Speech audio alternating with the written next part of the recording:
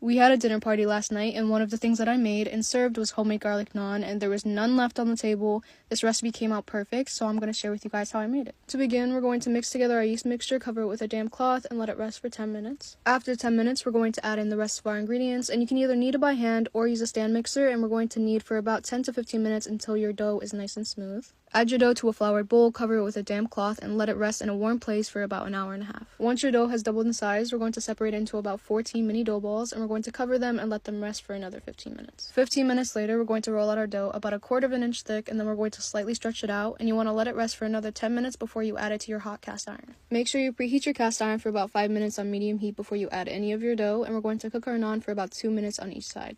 Mix together your ghee mixture and brush it on your fresh naan, and for more in-depth instructions, make sure to head to my blog because I was able to touch on so much more there, and you're done.